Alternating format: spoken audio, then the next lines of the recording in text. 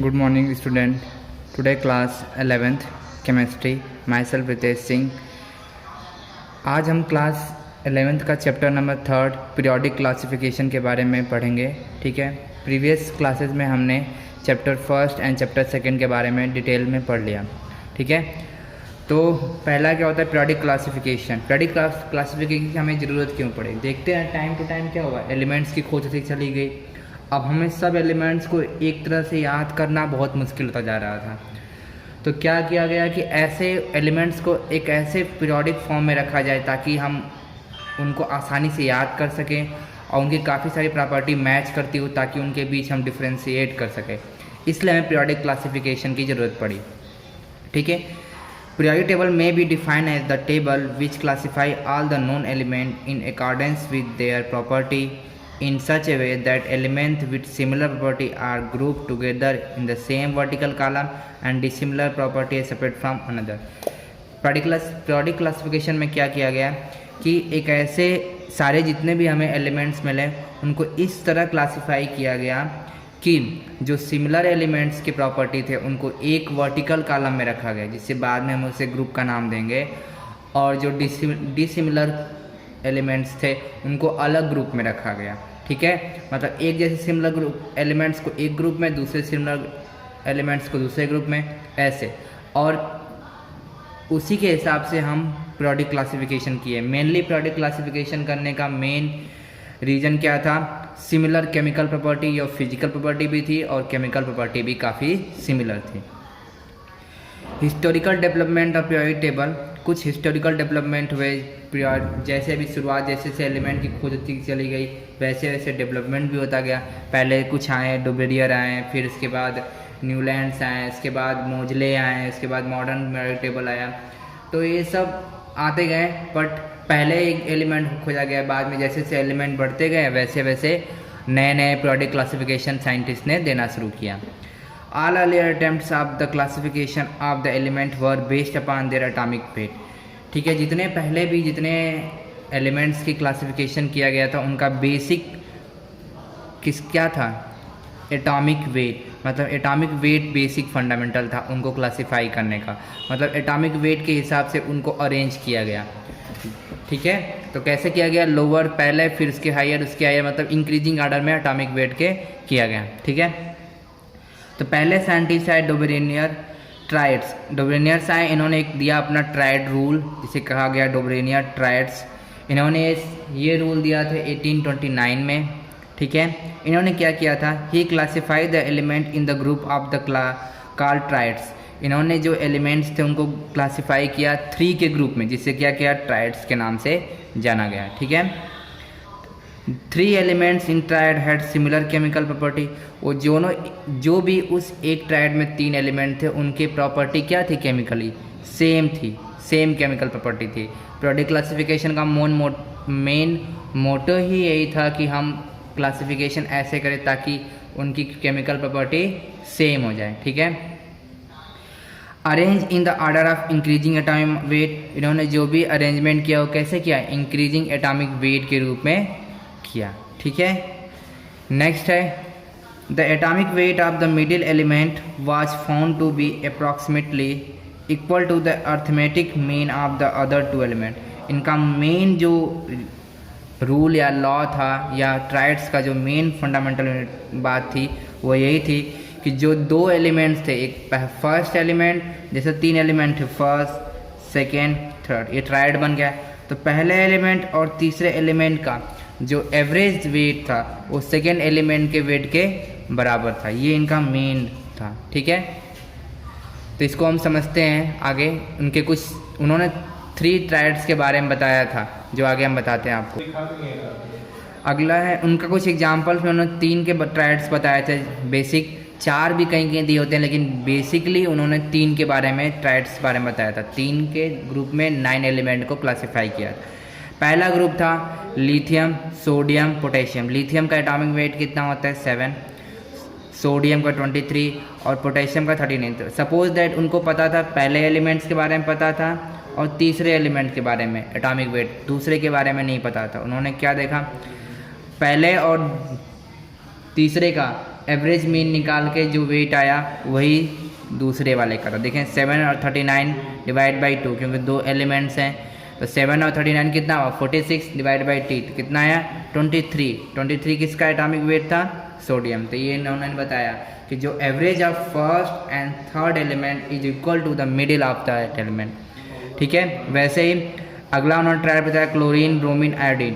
Chlorine का 35.5 था, iodine का 127 था और ब्रोमीन का 80 था। तो 35.5 प्लस 127 डिवाइडेड बाई 2 कितना है 81.25। तो अप्रॉक्सीमेट किसका था ब्रोमीन के 80 के। ठीक है, अप्रॉक्स वैल्यू थी 18 के। ठीक है, तो उन्होंने 18 ब्रोमीन की एटॉमिक मास बताया। कैल्शियम था, इसका 40 होता है। बेरियम था, कैल्शियम स्ट्रोंटियम और बेरियम, ये 3 और थे। इन्होंने क्या बताया, इन्होंने इसके बारे में क्या बताया कि 40 और 137 का डिवाइड करने पे कितना 88.5। तो इनका मास कितना स्ट्रोंटियम का 87.5, तो इसका मास कितना 87.5 के मास के बराबर है। ठीक है, अगला अब कुछ इन्होंने जो अरेंजमेंट किया था वो कितने 9 एलिमेंट तक किया था। उसके बाद इनकी डिमेरिट्स आ गई। डिमेरिट्स मतलब डिमेरिट्स कब आती है, जब कोई अदर साइंटिस्ट आता है और उनकी थ्योरी को गलत साबित कर देता है। तो गलत साबित करने के लिए कौन आए, न्यूलैंड आए। उन्होंने क्या बताया, डोबेरियन ने सिर्फ 9 एलिमेंट के बारे में बताया था। और उसके बाद जैसे जैसे टाइम बीता और सारे एलिमेंट्स की खोज होती चली गई। तो और सारे एलिमेंट की खोज होती चली गई तो अब प्रॉब्लम क्या हो गया कि अब इनका जो थ्योरी थी, जो ट्रायड था रूल फेल हो गया। अब ट्रायड रूल फेल हो गया, तब तक 20 या 30 एलिमेंट तक खोज हो चुकी थी। तब न्यूलैंड्स आए, उन्होंने अपना एक और लॉ बताया, न्यूलैंड्स लॉ ऑफ ऑक्टेव के नाम से जाना गया, जिसे 1865 में पब्लिश हुआ।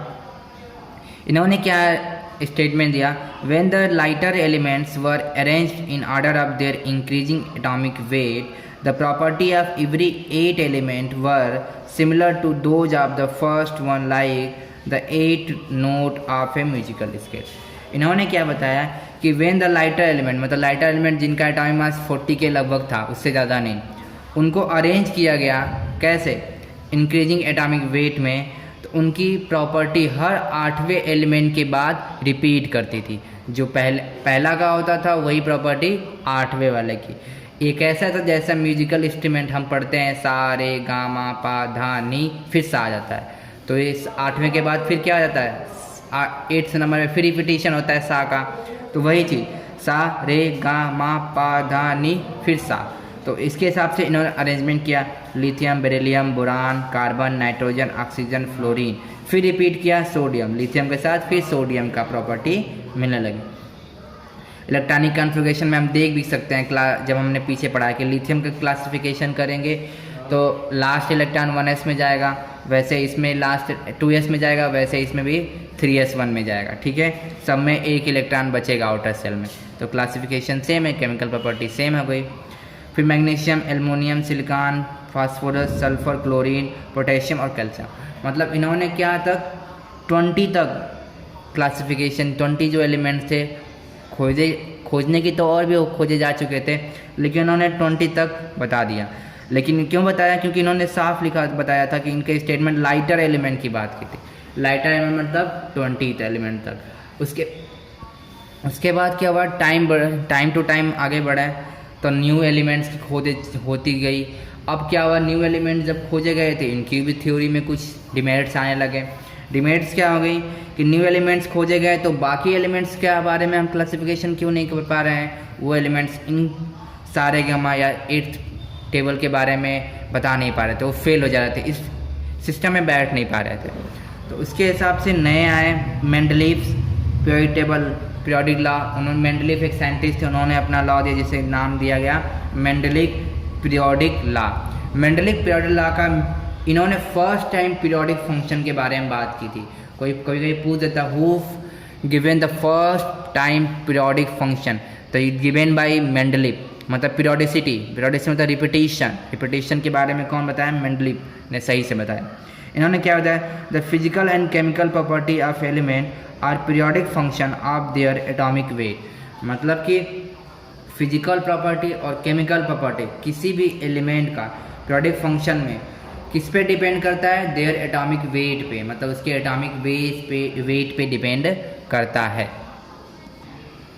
इसके बाद इन्होंने क्या किया, इनके समय तक कुछ एलिमेंट 50-60 एलिमेंट की खोज की जा सकी थी, तो इन्होंने क्या किया, उन एलिमेंट का अरेंजमेंट किया। He arrange element in horizontal rows and vertical column of a table in order of their increasing atomic weight. इन्होंने उन सारे एलिमेंट्स का हॉरिजॉन्टल रो में और वर्टिकल कॉलम में अरेंजमेंट किया। कैसे किया? उनका इंक्रीजिंग एटॉमिक वेट के रूप में, ठीक है। While arranging element with similar property in the same group, Mendeleev had to leave blank space at certain place. जब इन्होंने क्या किया, अरेंजमेंट शुरू किया, तो इन्होंने क्या पाया कि कुछ एलिमेंट्स की जगह को इन्होंने स्पेस मतलब ब्लैंक छोड़ दिया। इन्होंने प्रेडिक्शन किया कि इन फ्यूचर जब एलिमेंट्स खोजे जाएंगे तो यहाँ पे उन एलिमेंट की पोजीशन रखी जाएगी। जैसे कुछ एलिमेंट के लिए इन्होंने इका एल्युमिनियम, इका सिलिकॉन के नाम से बताया, जो बाद में जर्मेनियम और गैलियम के रूप में आया, ठीक है। तो ये कुछ इन्होंने प्रेडिक्शन किया। प्रेडिक्शन मतलब कि आगे की बातें बताए, एनालॉगस बातें बताए कि आएगा तो वहाँ पे वो प्रॉपर्टी मैच करेगी, ठीक है। बट क्या हुआ कि इनकी भी थ्योरी कुछ टाइम तक, काफ़ी टाइम तक ये थ्योरी चली, जब तक नोबल गैसेस, हाइड्रोजन, ये सब चीज़ें की अच्छी डिटेल में स्टडी नहीं की गई और सारे एलिमेंट्स के बारे में पढ़ा नहीं गया, तब तक इनकी थ्योरी काफ़ी लंबे तक चली। मेनली अगर कहा जाए इन थ्योरी में, तो इन 3 थ्योरी में से सबसे बेस्ट थ्योरी यही मानी जा रही थी। तो फिर अब बेस्ट थ्योरी थी, अब जैसे जैसे एलिमेंट की खोज होती चली गई, ये फेल होता जा। मेनली इनकी फेल होने की बेसिक फंडामेंटल्स क्या थे? जब नोबल गैस की खोज कर दी गई तो ये पूरी तरह फेल हो गई। और भी कुछ थ्योरी थी जिससे फेल हो गई, जिसमें हम बारे में जानेंगे। डिमेरिट्स ऑफ मेंडलीफ लॉ, क्या क्या डिमेरिट्स है? पहला क्या था कि unable to locate hydrogen in periodic table. इन्होंने हाइड्रोजन को पीरियोडिक टेबल में पोजीशन देने में फेल हो गए। वो उनके पोजीशन के, हाइड्रोजन के पोजीशन के बारे में कुछ नहीं कह पाए कि कहाँ पे इसको रखा जाए, तो इनकी थ्योरी फेल हो गई। अगला इन्होंने क्या किया, इंक्रीजिंग एटॉमिक मास या weight was not regular while moving from one element to another. इन्होंने ये भी, इनके साथ ये भी हुआ, कुछ एलिमेंट इन्होंने जो भी प्रोडक्ट फंक्शन था वो बेस किस पे था, इंक्रीजिंग एटॉमिक वेट पे। बट इनके क्या हुआ, कोबाल्ट और निकल के साथ इनकी भी और सारे भी एलिमेंट थे कि फेल कर गए। कोबाल्ट का एटॉमिक वेट होता है 58.93 एंड निकल का होता है 58.71।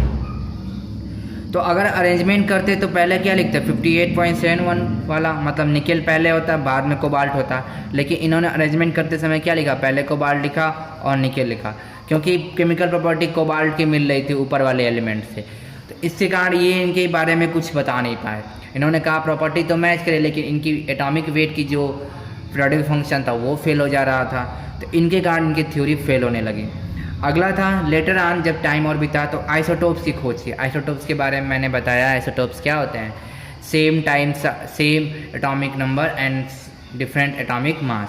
तो जैसे टाइम बढ़ा तो आइसोटोप खोज कर दी गई। आइसोटोप क्या होते हैं, उनके एटॉमिक मास डिफरेंट होते हैं और एटॉमिक नंबर सेम होते हैं। तो अब इनका जो पीरियोडिक फंक्शन था बेस किस पे था, एटॉमिक वेट पे। तो एटॉमिक वेट पे था, तो जैसे ही ये आइसोटोप खोज किए गए तो उनको कहाँ रखा जाए, मतलब कि अगर कार्बन का C6 है, कार्बन C6H12 है, तो कार्बन C614 वो उसके आगे होना चाहिए। तो इसके बारे में इन्होंने कुछ नहीं कह पाया कि आइसोटोप की पोजीशन क्या होगी या कहाँ इसे हम रखेंगे। तो later isotope of element were found which violate the law, जिसके कारण इनकी लॉ थ्योरी क्या हो गई, फेल हो गई, ठीक है। तो इसके बाद आए लेके मोजले, जिन्हें कहा गया इसी मोजले थ्योरी के नाम से, या इसे कहा गया मॉडर्न पीरियोडिक लॉ या लॉन्ग पीरियोडिक लॉ के नाम से भी जाना गया। इसको हम कल डिस्कस करेंगे अच्छे से, और ठीक है। तो आज के लिए इतना ही, इसे आप अच्छी तरह से नोट कर लेंगे। Okay, thank you, have a nice day.